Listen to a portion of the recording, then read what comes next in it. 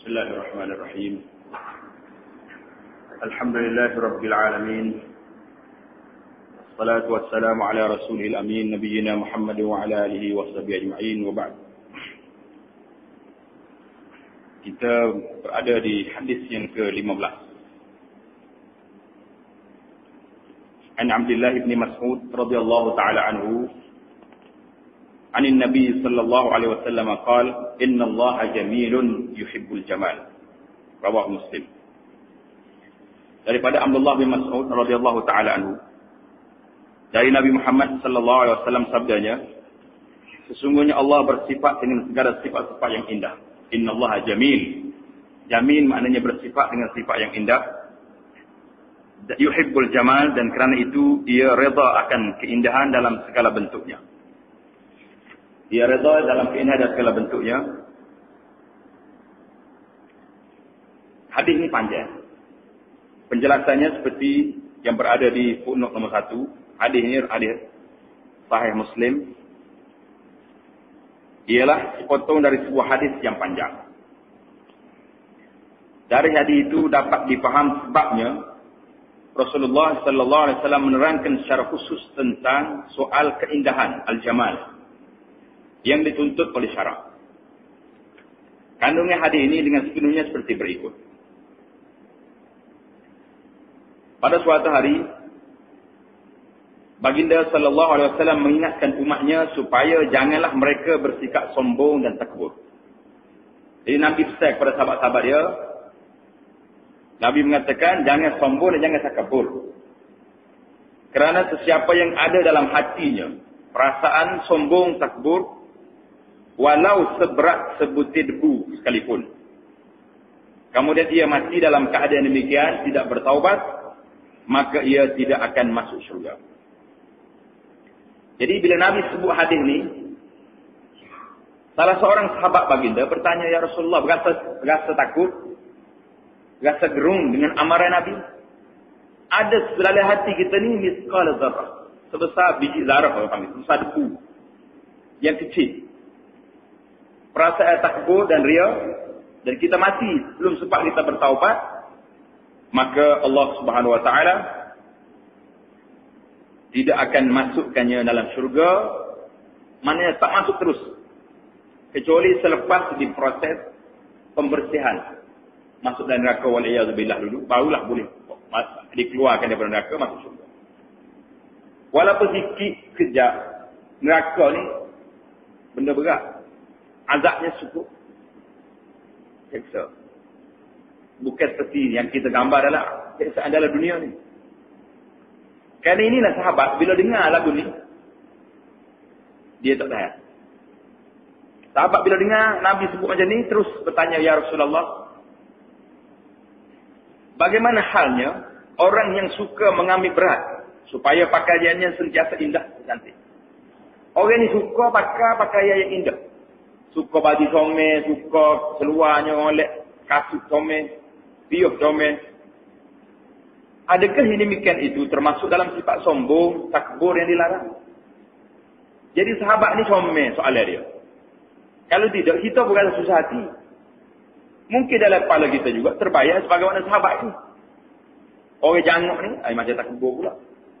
Orang kereta besar, macam takbur pula. Rumah besar, lagi takbur. Itu pandangan kita. Maka jawab Nabi kita Muhammad sallallahu alaihi wasallam, barulah mari kepada hadis ni, innallaha jamil yuhibbul jamal. Sesungguhnya Allah bersifat dengan segala sifat-sifat yang indah. Karena itu ia redha akan keindahan dalam segala bentuknya. Kemudian Nabi kita menjelaskan lagi, sebenarnya Nabi kata sombong itu, takbur itu ialah perbuatan menentang perkara yang benar. Mana orang takbur ni, orang tak boleh terima kebenaran. Royaklah Quran, royaklah hadis pun tak boleh pakai. Ini dipanggil manusia yang takabur kerana menolak kebenaran yang dibuat oleh Allah Subhanahu wa taala. Dan memandang rendah pada orang lain. Dua sifat. Takabur ni iaitulah batarul haq, orang yang menolak kebenaran. Apa saja benda benar, kalau kita berbantah umpamanya, kita bahas dengan orang lain, kita tahu dah hujah kita kalah. Banyak berdebat hujah kita kalah, tapi nak mempertahankan pertanyaan basah. Kerah lengan juga, bahawa suara kita betul. Itu dia panggil takabur. Kerana tak saya ngaku, tak saya tunduk.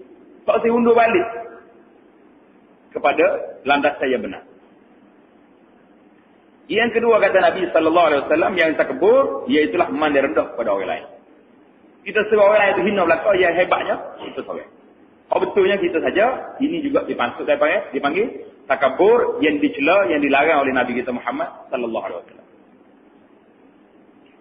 Jelasnya, tiap-tiap seorang bukan saja dikendaki berkeadaan bersih suci dan indah berseri, tetapi juga disunatkan memakai bau-bauan yang semerbak harum, terutama apabila hendak pergi ke masjid. Semuanya timbul di sini persoalan. Ada orang persoalan, dia kata, masalah kalau kita pakai bau sekarang ni. Orang sebelah kita tu tidak selesa. Sedangkan tujuan pakai bau yang harum ni supaya semerbak bau. Orang masuk dalam masjid berasa tak gitu. Ni tak bila kita pakai bau ni pakai jirai kita. Duduk sebelah kita sakit hidung nak pula. Orang panggil sakit hidung. Bau kai bau kita. Jadi kita kena tengok kalau jenis hai bau tu. Kalau hai bau hak sini makan ya tak molek ni beli serial botol tu. Orang sini pun bau tak sedap. Jangan pakai. Kalau ni tak jadi sunat bila orang lain rasa tak sedap, yang ni tak jadi sunat. Ataupun dengan sebab kita pakai bau dalam tempat yang sempit, dawai atau surah balas softi, ada di kalangan ahli jemaah dia ada penyakit gelap, asma. Biasanya orang asma ni kalau tersiung benda-benda bau ni, dia akan jadi sesak nafas. Jadi dalam keadaan demikian ada kecualinya, tidak sunat mutlak apabila menyakiti orang lain. Dia menyakiti orang lain sama ada dengan air bau pun menyakiti, dengan hak air busuk lagi lah menyakiti. Jadi kita ni jangan kata Allah. Tengok ni. Kita pakai air bau ikut sunnah Nabi pun tak kena juga. Itu bukan soal tak kena kepada sunnah. Soalnya dia boleh menyakiti dua orang lain ataupun menyakiti dada. Penyakit yang ada pada orang lain. Jadi kita kena tengok. Beli air bau sama molek-molek. Biar orang semua sekali tu rasa nak tahu belakang. Beli mana tanya. Alah kita tengok. Ini bagi orang lelaki. Bagi orang perempuan, bagaimana sebut sini, dalam pada itu. Kaum perempuan dilarang memakai bau-bauan semasa keluar dari rumahnya. Bagaimana kita telah jelaskan dalam jalsah kita yang keluar. Bahawa Nabi kata, orang perempuan tak boleh pakai air wangi apabila keluar daripada rumahnya yang menyebabkan orang lain cium bau dia. Mana-mana perempuan istaqtarat, dia pakai bauan, kemudian dia keluar daripada rumah dia. Lalu ke depan orang laki-laki lain yang cium bau dia tu, fahiya zaniyah, kata Nabi, orang ini sudah dianggap pelacur. Dia boleh pakai bauan untuk di kalangan dia. Buh dalam bis. Air bau tu buh dalam. Bila masuk dalam perkumpulan perempuan, permailah sikit. Sama ada jenis pecek ke, jenis. Lagu mana berikut. Yang pentingnya, masa nak lalu tengah jalan, jangan pakai. Turun daripada kereta, masuk pintu, dia panggil kawasan orang perempuan. Dalam masjid ke, dia berdawai perhimpunan ramai-ramai perempuan, masa tu pakai. Tak ada masalah, dia jadi sekali. Nak tobik kali ni lihat kalau bang dah. Maknanya ni pisau ni, nak lenggerlah kedai selalu pecek air. Nak turun kereta pecek pun dulu. Orang jual ikan pun paling tengok air. Tak bang. Kalau bau ikan sini. Ini dipanggil satu kesalahan. Kesilapan fakta kita. Tidak pakai bukit kena pada tempatnya. Jadi orang lelaki pun jangan mempertahankan. Kalau air bau kita orang yang tak bau, jangan kata hai, jangan ikut sunnah pakai air bau. Ikut sunnah betul, tapi biar betul. Orang lain suka pada bau kita ataupun dalam majlis kita tidak menyakiti orang lain. Jadi bila balik kepada persoalan innallaha jamilun yuhibbul jamal. Timbullah satu faham yang salah. Salah faham, orang panggil silap tafsir pada hadis. Ada sebenarnya orang kata, kita kena tengok orang ni dia comel. Ada di kalangan anak orang Islam. Bila kita tegur isteri dia, tak tutup aurat. Dia jawab, dia kata Tuhan ni suka tengok benda ni. Cantik, yang indah. Jadi macam mana saya nak suruh isteri saya tu? Sedangkan rambut ni salah satu daripada, dia panggil mahkota seorang. Kalau orang tak ada rambut ni, pasal kena kita cari rambut lah, buruh, gapa-gapa cerita lagi. Kok ni hak ada dah nak tutup, kenapa? Ini dia panggil jawapan dengan otak mengguna akal. Pasal hujah dia nya, innallaha jamil yuhibbu al-jamal. Ini hujah. Paling tutup aurat. Pasal Kalau kata apa hidup mekak merah nyalo habis tu. Tak pada orang Tino mekak suruh orang Tino jadi ya. Ni zaman disaapin. Lagi dua ni orang panggil musim perkahwin. Musim perkahwin ni kalau kita pergi rumah tu lupa, ke rumah pakai piuh, pakai siapa, ada belakang. Orang jatuh aja makan anak dara kita.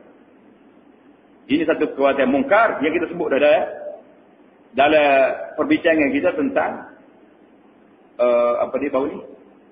Ijabatul dakwah, menyahut, menerima undangan ke majlis perkahwinan ni syaratnya tidak ada maksiat. Kalau ada orang ni perempuan jadi atas rumah dia ni, kalau kita tidak pergi pun, tidak menerima undangan dia, bagi anak insya-Allah tidak dosa. Karena ini mungkar. Kemungkaran. Ayah tak mudah bawa pakai piah. Selagi pakai rebel lagi. Tiba-tiba bila tu anak tu nak mari tengok-tengok duduk belakang dia tu hok jalan ngoi-ngoi. Ini mungkin nak menghina makhluk Allah, tapi dia menghina diri dia sendiri. Manusia ni menghina diri. Tu jadi dia jatuh apa nak jadi tino? Tak redha dengan hukum Tuhan. Tidak redha dengan ketentuan Allah SWT. Jadikan dia laki-laki. Allah SWT, Nabi SAW sudah dalam hadis, la'anallahul musannifin. Allah Ta'ala laknat orang perlaki-laki yang berupa jadi perempuan. Tuhan laknat. Kita klik rumah kita. Tok atas meja ni sekali dengan anak kita.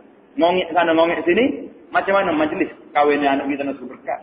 Kita nak anak kita bahagia sampai hingga ke akhir hayat. Nak zuriat yang saleh. Ikut sunnah Nabi dalam perkahwinan. Tapi dalam masalah-masalah gini, kita langgar hukum Allah SWT. Mengundang orang-orang yang jadi anak oleh Allah SWT ke rumah kita. Tolonglah ambil perhatian. Nasihatlah kepada jiran-jiran tangga yang nak kahwin. Cari ramai lagi orang Tino, orang Cina nepek pun. Bukan yang pokok ni. Pokok ni nak jadi Tino, orang jantan nak jadi Tino. Orang ni manusia mal'un. Nabi kata, bukan apa kata. Rasulullah kata, la'anallahul muslim. Allah Ta'ala laknat orang laki-laki yang nak jadi perempuan. Pasal apa Tuhan laknat? Yang pertama sekali, dia tak reda dengan hukum Allah. Hukum Tuhan dah jadi jatuh. Dia nak juga jadi Tino. Pergi pakar sana, pakar cocok sana. Nak suruh jadi orang Tino juga. Jalan kecil orang jadi Tino. Ini adalah manusia-manusia yang tidak reda kepada hukum Allah SWT. Tidak reda kepada ketentuan Allah. Kita wakili rumah kita Pak. Nasihatlah. Sampaikanlah. Apa ni mesej kita ni, risalah yang kita sebut di sini. Di mana-mana pun kita sebut. Ini musim dia sekarang. Musim orang kahwin. Kalau tak sebut musim ni, sebut musim lain. Orang kata lepas mata. Nasihat tak kena tepat. Ada setengah tempat-tempat yang kita kenal, kita tanya apa kat orang mari orang ni ni. Budak-budak zaman lalu. Budak-budak zaman lalu ni, kepok budak zaman lalu. Nyalah ke budak-budak. Betul nyalah budak-budak. Bukan nyalah budak ni. Pok budak tak apa peranannya. Kita tu yang rumah. Kita je nikahan. Kita je ajak orang. Kita je jepuk orang. Lok ke budak pergi panggil orang-orang lagu ni. Subhanallah.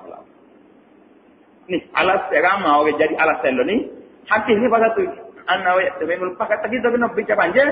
Kerana di sini hadis ramai orang salah faham. Hujah dia nya tak boleh tutup aurat sebab innallaha jamil yuhibbul jamal. Suami boleh kata kepada sahabat dia, saya suka tengok isteri saya cantik, saya suka orang lain tengok juga. Bahawasanya pilihan saya ni tepat. Betul. Kalau tak lagi mikir. Ini bukan soal malu kepada orang tidak. Ini soal mempersedar-sedarkan ajaran Allah SWT. Nasihatlah kepada orang laki-laki nak jadi perempuan. Kamu ni seorang manusia yang dilaknat oleh Allah kerana kamu tidak reda dengan ketentuan Allah SWT. Kadang-kadang dia tak faham apa saya anaknya. Saya nak jadi orang Tino. Nak jadi orang Tino.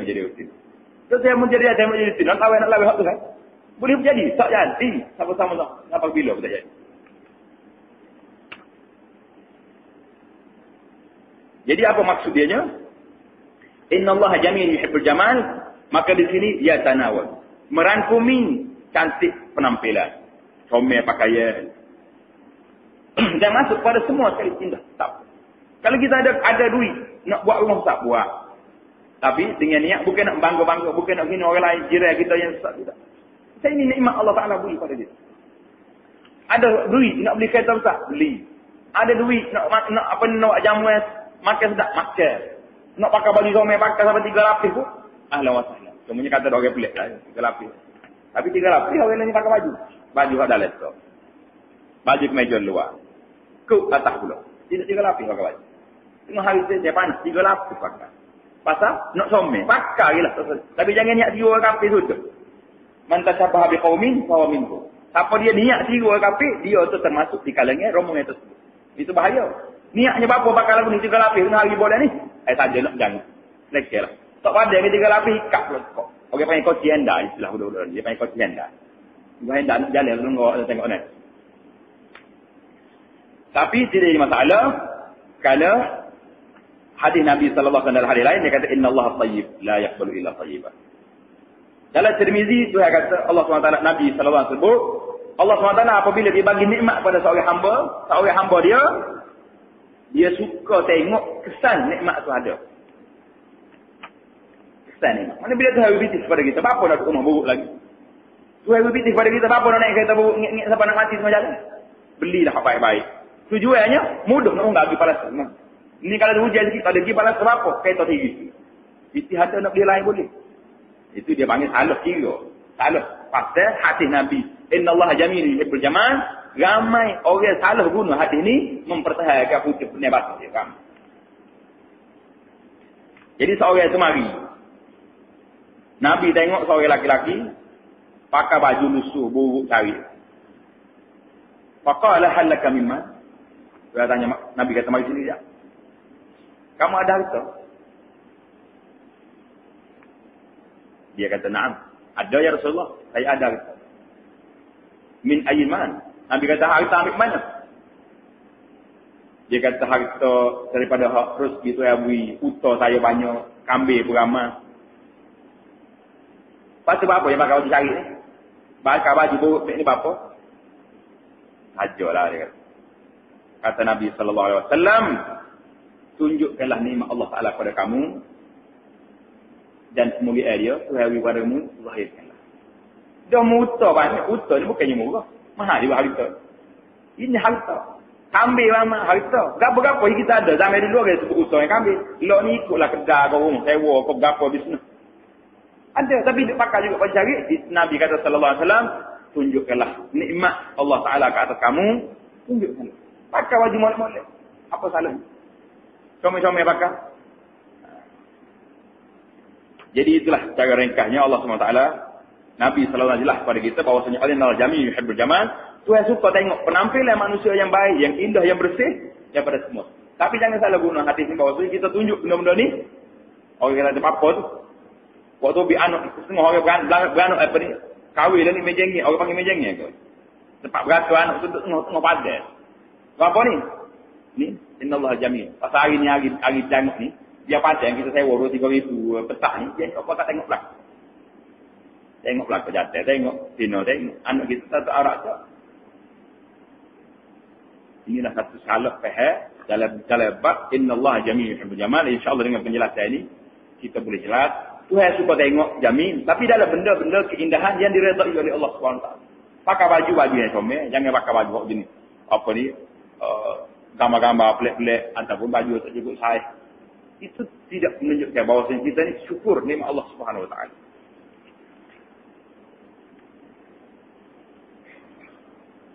Kebersihan batin. Ini kebersihan yang kedua. Yang pertama ini kebersihan dalam bab zahir, kau-kau yang zahir yang jelas. Sekarang ini kita masuk pada bab kebersihan yang batin. Kebersihan dan kesucian batin pula ialah yang pertama. Sebab manusia ni kalau suci zahir saja, batin tak suci, tak sempurna. Nak dua-dua. Suci zahir, suci batin. Kerja kuat untuk akhirat, kerja kuat pula untuk dunia. Di atas dunia kita senang, ada nikmat yang banyak, dalam akhirat lagi.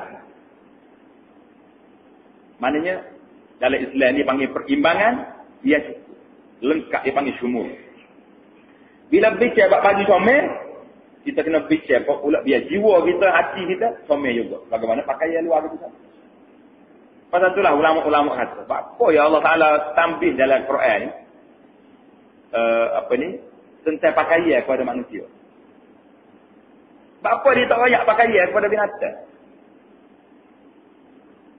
Ini hikmah perbincangan mengenai bab pakaian. Binatang pakaian dia ada tu. Dengan baju dia ada. Kalau terpohok negeri sejuk, baju tebal tu habis dia. Tak payah dia mikir saya baju tu. Apa salah kalau tu habis pada manusia juga, ada pakaian siap tu. Tak payah buka kedai apa ni? Kedai Robi, tak payah buka kedai jahit baju, tak payah. Kai-kai tak payah buat. Ada belakang dah. Tutup aurat molek tu.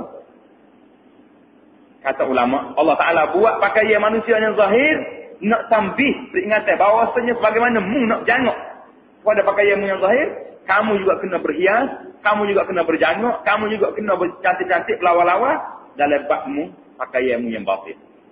Itulah dikata hikmah Allah SWT yang maha kaya. Hikmahnya kadang-kadang nampak, kadang-kadang tak nampak, kadang-kadang jauh, kadang-kadang dekat. Orang lama-lama dia mikir nak royak pada manusia. Hikmah Allah Ta'ala waktu syariat ni ada berlaku hikmah. Kalau tak nampaknya, ada yang tak nampak dan ada yang jelas kepada kita. Pertama, membersihkan jiwa dari kesan-kesan dosa dan perbuatan maksiat. Ini yang asal. Bila kita dosa, ada maksiat, bersih lagi. Maksiat yang besar-besar, maksiat yang kecil, alhamdulillah. Nabi kata dengan mengambil wudu, habis dosa. Jalan lagi ke masjid, hapus dosa. Semaya, hapus dosa. Maknanya perbuatan hak kecil. Sebab hak kecil terlalu banyak. Kita jalan, mata tengok. Daripada berjalan rumah kita nak pergi masjid pun banyak dah rasa tengok. Tengok benda pelik-pelik semua jalan, tengok berapa semua sekali. Dengan kita ambil wuduk, dengan kita semaya, hilang dosa. Tapi dosa yang besar, dosa yang maksiat yang besar-besar, ini perlu pada pekerjaan khas. Perlu kepada kerja khas, iaitu bertaubat kepada Allah. Dan perbuatan maksiat perlu kepada perbuatan khas. Azam nak tinggal maksiat, bukan satu benda itu. Berapa lama kita berjuang?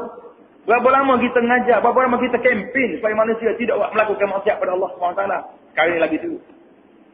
Kadang-kadang kalau kita tengok dari sahabat macam tak percaya. Di negeriku yang indah ini. Macam ni perangai anak-anak orang Islam. Terus kira orang tidak Islam. Anak orang Islam terus kira. Macam mana keadaan suasana yang begini, selalu begini. Sekarang ni kita memikir macam mana nak dakwah orang-orang yang Islam. Hak mari masjid surah ni boleh ngepek lah sini. Boleh royak. Kalau nak dengar tak dengar, sebenarnya masuk dalam kepala, yang mikir sekali-sekala. Waktu Allah Ta'ala nak buka hidayah. Tapi hak terlangsung tak dengar. Langsung tak dengar. Kita ni Pak Ustaz ke, bila kita pergi jabat semaya, mari kita pergi satu hospital. Di negeri kita lah. Tanya orang sakit tu, hak dalam bilik uak ni, semaya belakang betul. Dia kata setakat dia tengok, seorang yang semaya. Kata macam mana boleh tahu? Dia tak pergi waktu orang semaya. Dia keluar lagi semaya, orang ni tak semaya. Memang duduk situ lah. Klik pun lagi tu juga. Jadi, kita royak kepada dia, minta tolong malam ni, pasti kau orang sebilik ni, semaya belakang. Boleh kata itu. Dia pergi tanya seorang dua. Banyak alasan. Nak semaya mana kak? Koyak saja ni, pasti ni nak semaya. Boleh dia jawab nak semaya lagu mana? Pasti. Maknanya kalau kita buat orang panggil kajian rambang, berapa ramai masyarakat yang mengaku Islam tak semaya. Ini berai mata kalau buat rambang. Lepas macam mana kita nak suruh masyarakat yang indah, baldatun tayyibatun wa rabbul ghafur. Kadang-kadang kita mikir pasal apa sekarang ni bukan musim hujan. Tapi sekali dia malu hujan dengan kilat dengan apa menakutkan kita. Pasal apa? Mungkin di kawasan-kawasan tersebut maksiat banyak. Maksiat yang tersembunyi yang kita tak tahu. Kalau tanya sahabat-sahabat kita yang jalan di bahagia ini, bahagia yang jalan-jalan tengok orang maksiat, dia kata tiap minggu ada saja. Berkata sebulan sekali dia ambil orang rumah tak, tiap minggu ada. Maknanya dalam satu kawasan yang kecil begini pun perbuatan maksiat begitu berluas. Ini pun sudah ada usaha nak nikah, nak sekat. Macam mana coba kita bayangkan satu masa nanti akan mari satu masa perubahan orang tak cara dan menolak maksiat ini hak peribadi. Sebagaimana hujah tadi. Innallaha jamilun yuhibbul jamal. Jangan. Nak maksiat, awak maksiat. Nak minum arak minum. Buka kedai baik-baik. Nak judi-judi. Pada masa tu coba bayangkan. Berapa peratus, berapa kali ganda lagi naik peratus maksiat di kawasan. Di suatu tempat. Dalam keadaan yang terkawal begini, cuba nak kawal, cuba nak didik masyarakat pun sudah berlaku sedemikian rupa. Salah satulah ulama di antaranya salah seorang daripada Syekh Dr. Zaghlul An-Najjar. Waktu berlaku tsunami di seluruh dunia dulu, Zaghlul An-Najjar dia buat satu statement. Zaghlul An-Najjar ni memang orang hebat, orang Arab. Tapi dia pakar bagi dalam bidang geologi. Kalau nak tengok dia, boleh tengok An-Najjar. An-Najjar.com macam gitu. Dalam internet. Buka Najjar, jumpa. Segala dia ni memang pakar dalam bidang sains. Orang Islam. Orang Arab. Dia cerita kebanyakan tempat yang berlaku tsunami ni, memang tempat berlaku maksiat secara terbuka. Inilah yang kita bimbang. Yang kita doa ajak orang supaya balik kepada Allah SWT, supaya beringat Nabi kita Muhammad sallallahu alaihi wasallam apabila berlaku gelap langit nak hujan, Nabi kita berdoa, ya Rabbi, aku takut sebagaimana umat terdahulu apabila buat maksiat, turun gelap langit. Bila turun langit nampak gelap, orang ingat nak hujan, bawa beldi, bawa cetur, bawa apa ni? Bekas-bekas, ditunggu tengah padas, ingat kau hujan nak turun. Rupa-rupa bukan hujan yang turun, api turun bakar. Itu umat terdahulu. Apakah kita tidak rasa bimbang sejarah akan berulang? Api itu bakal umat dulu berulang balik kepada umat Muhammad sallallahu alaihi wasallam, tidak mustahil. Benda ni tidak mustahil sebagaimana kata Nabi sallallahu alaihi wasallam. Dalam amar-amar dia yang banyak tentang peristiwa-peristiwa yang akan berlaku. Manusia akan bertukar rupa, manusia ditelan oleh bumi dan sebagainya, itu banyak. Salah satu tsunami itu kata orang termasuk di kalangan, termasuk dalam hadis yang ditelan. Pasal hilang habis orang. Peta dunia berubah dengan sebab tsunami. Gerak pula tu duduk tepi, harus tengah tepi. Ini satu amaran kecil baru tu, bukan nak kiamat lagi. Iza zulzilatil ardu zilzalaha, masa itu habis. Wa akhrajatil ardu athqalaha wa qala lil insanu ma laha. Habis. Pada waktu. Membersihkan jiwa dari kesaksian dosa dan perbuatan maksiat, yaitu dengan jalan bertaubat, dengan taubat yang sebenar-benarnya, iaitu taubat nasuha. Yang kedua, membersihkan hati dari kekotoran syirik. Orang yang takut. Membersihkan hati dari kekotoran syirik. Syirik ni, kata Nabi SAW, ada antara bentuk syirik. Yang pergi sembah berhala, nampak ambil berhala sini untuk pekun. Gatu barang merah, tak lima. Itu orang tahu belakang, itu benda berhala syirik. Yang tak nampak ni kita takut. Nabi kata riak, termasuk dalam perbuatan syirik. Pergi tepi sungai, takut nak mandi. Goyak, tu, leket nak pitok izin nak mandi. Tuk gapo tu pergi sungai. Minta perlindungan syaitan, kan? Ini perbuatan syirik. Kadang-kadang nak nikah pun, tanya pula, hari ke apa boleh menikah? Hari 7 hari ni, satu jemaah sampai jemaah lagi, kok Tuhan berlaku, tak payah tanya hari. Pasal itulah apabila berlaku ni, peristiwa apa ni, hari 2 ni, perkahwinan ramai, kadang-kadang kita susun, kak diputar atas meja. Mari ramai kahwin. Hari ni tak ada satu diputar. Esok ada. Ada. 31 hari bulan penuh. Kita tanya pasal apa? Ada hari tertentu tak ada kad jemputan. Sedangkan kalau bagi hari, tanya jiran, nak buat bila? Kata hari Senin. Hari Ahad jiran buat hari Ahad. Oh, tak apa. Kita hari Senin. Barulah orang pergi makan sungguh. Pasal tak ada dan lain situ ada. Ni enggak tulis 2 3 Jepun. Lagi tambah lain. Muka sini kini ada. Dalam kita sedang buat satu kajian. Pasal apa ada hari tertentu orang tak buat? Apakah ada fatwa daripada mana-mana bomo ataupun tugas-tugas bahawa hari tersebut tak boleh? Bau. Ini kita bimbang. Takut akan masuk unsur-unsur syirik dalam majlis perkahwinan. Bila kita tanya masyarakat kita, kenapa hari ini tak ada orang itu? Dia kata tak cuti. Kata mari cuti. Esok pasal apa ada? Tak cuti juga di Kuala Lumpur sini cuti sekolah. Persoalan-persoalan begini menimbul masuk dalam kepala kita sebagai seorang pendakwah, sebagai seorang yang nak mencari penyakit untuk mengubat. Pasal adakah ada masuk unsur majlis perkahwinan kita, unsur-unsur hari-hari tersebut. Hari ni tak boleh menikah, esok boleh menikah. Hari ni hari tu saya belakang, buatlah hari satu Ahad Senin sampai kaum. Tak ada masalah. Bahkan kalau atur hari tu, kalau boleh buat jadual tu lebih baik lagi. Hari ni tindak 3, kurang sikit. Esok lah seorang, barulah orang panggil lembu tu lah. Kalau 3 jadi 4 pun mula sambung. Ni tindak 3 ni, kalau 2 pun tak cukup, tak habis. Kalau ada maklumat begini, tolong sampaikan. supaya kita lebih, perbincangan kita lebih sungguh. Kalau ada fakta, kali ini belum ada fakta. Orang panggil kajian rambang, kenapa hari-hari tertentu tak ada orang tahu kawian? Apakah ada fatwa pandangnya daripada ahli-ahli bomo atau ahli saya yang mengatakan hari tersebut tak boleh nikah, anakmu tak bahagia? Ini syirik. Tak boleh tahu bahagia tak bahagia. Benar kerja Allah SWT. Benda hari. Kadang-kadang kita benda kecil tak apa. Tak rasa dia kata. Tak rasa. Pasal tu Nabi kata sallallahu alaihi wasallam, man ata'arrafan aw kahinan. Apa dia pergi jumpa tu komo atau tu kain hujung, dia tanya benda-benda gaib lagu ni, bawa hari ni, kalau PU hari ni, mana agaknya? Tak boleh ni. Tak boleh. Anak demo tak bahagia lah kalau tak boleh, kalau boleh anak putar ramah ke apa-apa. Tak boleh PU, tak boleh PU. Semua kata ni. Ini sudah mengetahui benda gaib, Nabi kata sallallahu alaihi wasallam, dia membenarkan dakwah tersebut, faqad kafara bima unzila ala Muhammad. Orang ini telah kufur dengan apa yang diturun kepada Muhammad sallallahu alaihi wasallam. Dia kata jumpa bomo tak boleh juga. Kata jangan main tak boleh juga. Ini hadis Nabi sallallahu alaihi wasallam bahawasanya perbuatan amalan-amalan yang kita rasa leceh ini rupanya termasuk dalam perbuatan syirik yang boleh merosakkan akidah umat. Kita berjabat syirik ni khas daripada dia lah. Yang penting nak membersihkan hati dari kotoran syirik.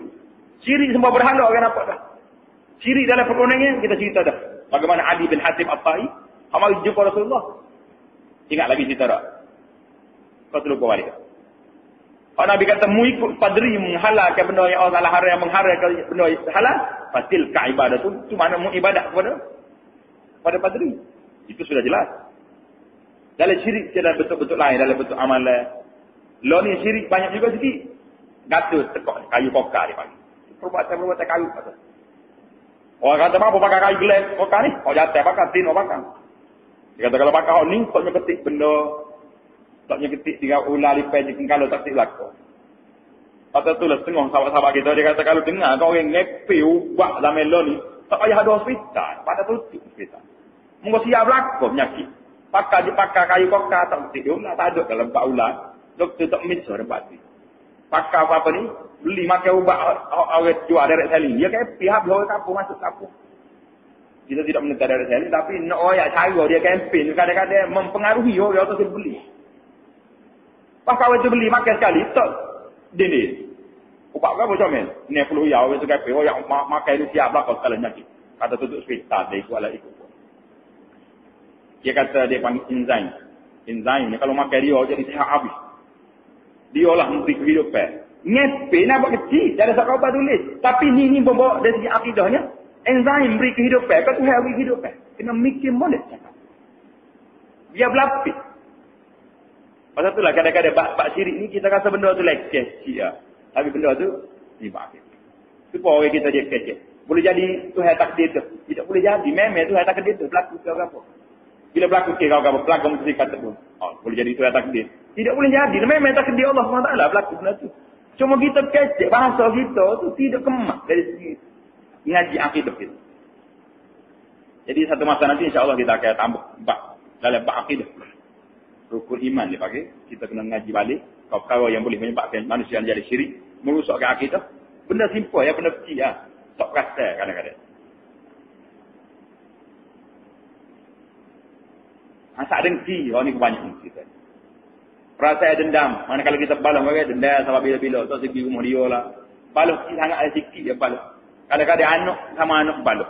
Mak dengan ayah boleh tak dulu. Budak tu baik lama. Sudah sebab mati seolah dia boleh.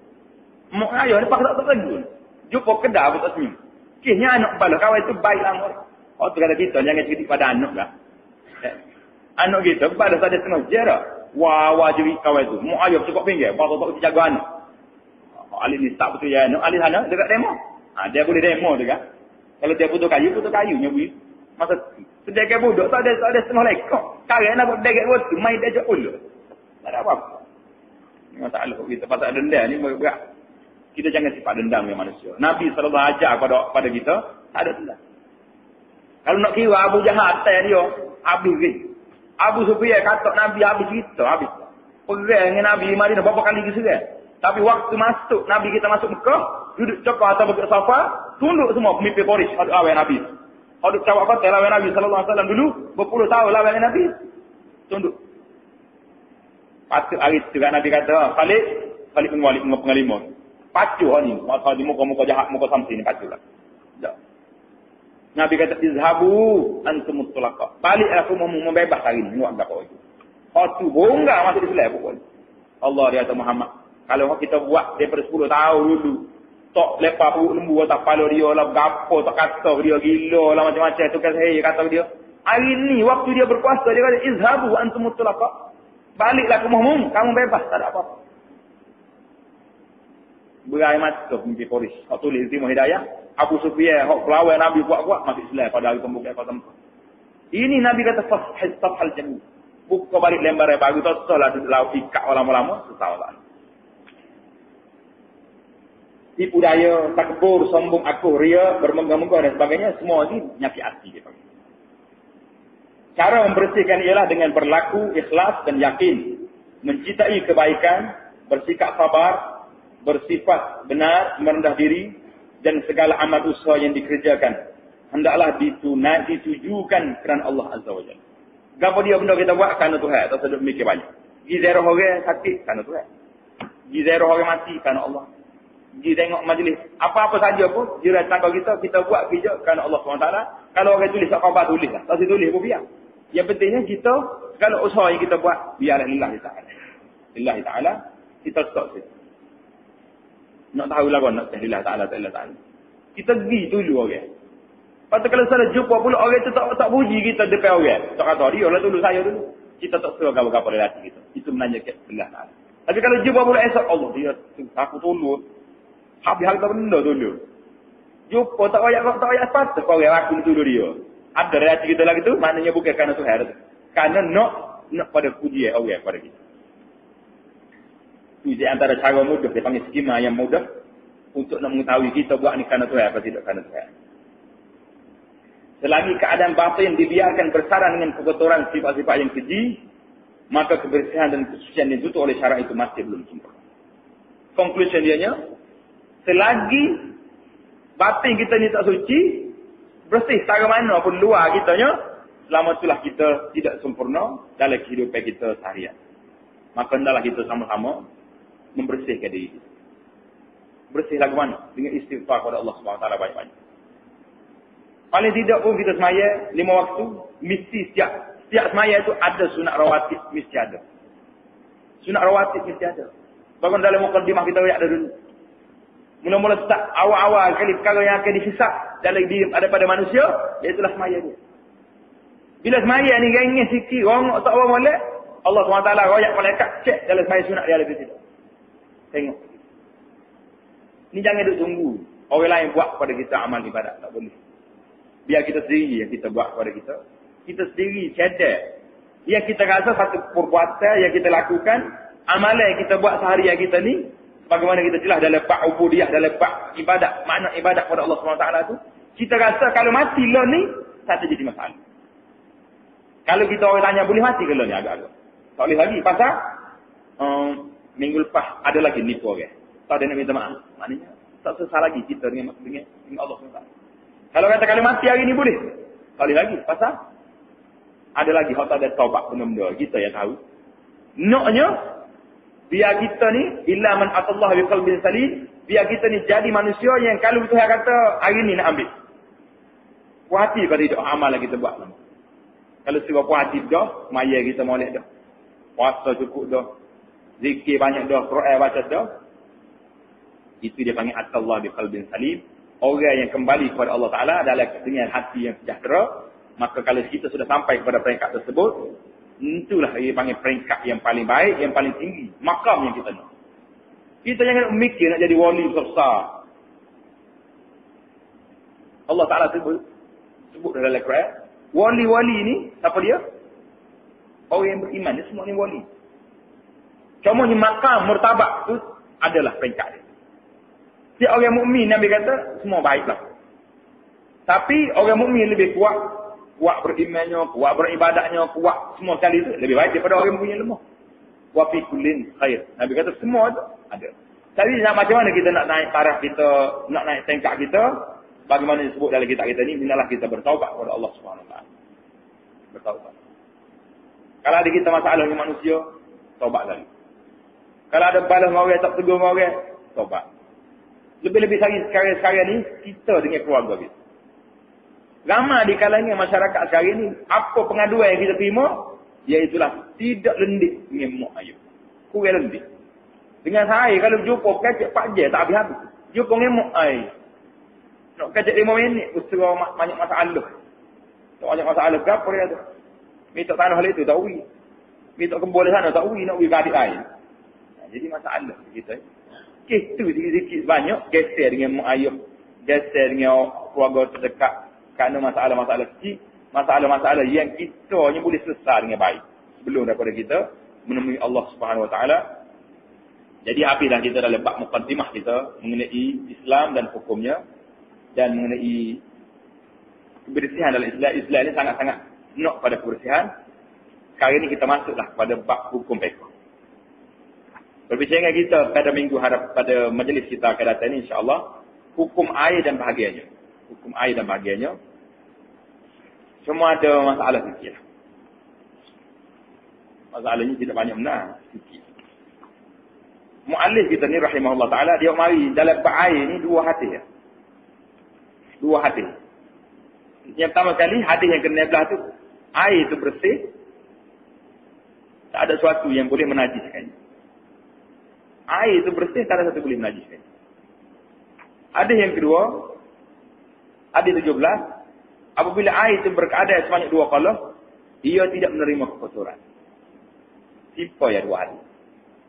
2 hadis itu nampak simple. Tapi kalau nak hurah penjelasan mengenai hadis ni, hadis 16 tu perlu pada 2 jam masa, hadis 17 tu perlu 2 jam.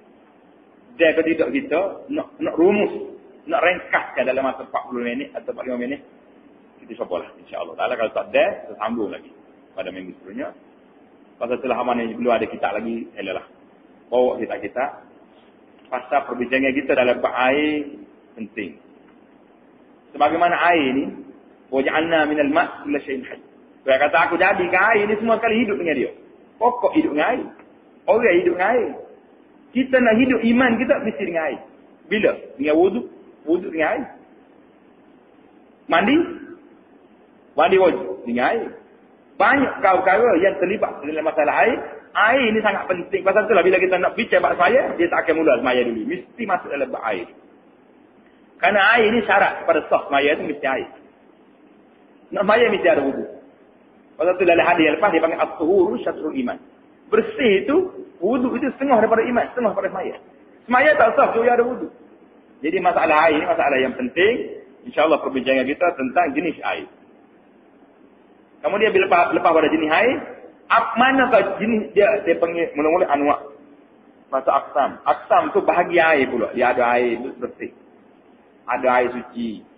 Tak menyucikan. Ada air najis dan sebagainya. Jadi insya-Allah perbincangan yang ana buat satu kaedah mesej pengajaran kita nya, selain daripada kita baca yang ada dalam kitab ni, kita akan jelaskan. Kerana lama dah kita ngaji air musta'mal, air mutlak, air musta'mal, air mutanajis, air kapal. Oh, lama dah kita ngaji. Daripada kecil lagi. Jadi insya-Allah dengan kuliah kita ni, majlis kita ni, kita akan buka seluas-luasnya perbincangan semua sekali pendapat ulama. Ada orang tak setuju, dia kata macam mana? Buka. Jadi orang kapur. Orang kapur pun dia ada otak. Dia ada akal. Lagi dia tak akal, dia boleh memikir. Kita kena perkenalkan pendapat-pendapat ulama berserta dengan dalil-dalil dia. Kalau tidak sampai bila kita nak duduk di bawah satu orang panggil di bawah satu pendapat yang kita tak nak terbuka. Bila pergi tempat lain, tempat tak ada air, susah lalu nak buat. Bila pergi tempat yang bermasalah, macam kita pergi dengan arah tak ada air. Lagu mana nak bunuh air lagi? Kita biasa ambil wuduk ni dua berhenti, baru silat. Pergi tempat orang bisa betul, dia ambil air seperti. Pandai kata tidak, ambil air masa tu. Baru jadi kita. Ini perbincangan-perbincangan bagi anak penting mendedahkan kepada masyarakat pandangan-pandangan ulama adalah satu amanah ilmiah yang kita terima. Walaupun pandangan ada pandangan kedua mengatakan tak boleh mencelaru ke masyarakat, bagi anak tidak mencelaru, ini membuka minda supaya masyarakat berfikir dan luas lagi Islam tu luas. Apabila seorang sahabat Nabi radhiyallahu taala dia baca panjang. Sahabat mari ngadu pada Rasulullah, ya Rasulullah tu imam baca panjang. Nabi kita marah. Nabi kata, innama bu'istum muyassirin. Kamu ni diutus, dibangkit oleh Allah Ta'ala di atas pada ni muyassiri, mempermudahkan benda yang payah. Walam tub'asu mu'assiri. Kamu tidak dibangkit untuk mempermayuhkan. Kalau benda ada dalil yang sahih yang boleh kita buat. Tak supaya kita pegang kepada hak lama-lama kita pegang walaupun kita tak ajarnya. Kenapa kita nak menjauhkan masyarakat daripada sumber asal perundangan Islam? Sumber asal perundangan Islam itu Quran. Yang kedua hadis Nabi sallallahu alaihi wasallam yang sahih. Apabila hadis itu sahih, diterima pandangan oleh ulama walaupun tidak diterima oleh masyarakat yang tempat yang kita terima. Tapi kenapa kita tak boleh? Tak boleh kembali kepada apa yang diajar oleh Rasulullah sallallahu alaihi wasallam. Itulah yang kita nak masyarakat kita, para pendengar, kita panggil pelajar lah. Berfikir dengan pemikiran yang terbuka. Open minded kata orang sekarang ni. Jangan segera kita rasa boleh ubah dah ni ya. Pasal kita tak je dengar. Banyak kali bila kita sebut orang tak je dengar, dia pelik. Dia kata apa lagi? Kata apa lagi? Kita tak ngaji hadis Nabi sallallahu alaihi wasallam. Saya kata dalam hadis Nabi begitu jelas. Nabi kita ayat kepada kita, innama bu'istum muyassirin. Nabi kata sallallahu alaihi wasallam, kamu dibangkit mempermudahkan benda yang payah, bukan nak suruh mayuh. Apabila benda tu kita boleh buat dengan cara mudah, apa yang nak buat apa payah-payah? Itulah cara pendekatan yang kita bawa, insya-Allah taala. Apa yang baik itu daripada Allah, yang tidak baik itu daripada timah digana. Subhanakallahumma wa bihamdik, asyhadu an la ilaha illa anta astaghfiruka wa atubu ilaik. Wa sallallahu wa sallama wa baraka ala Muhammad.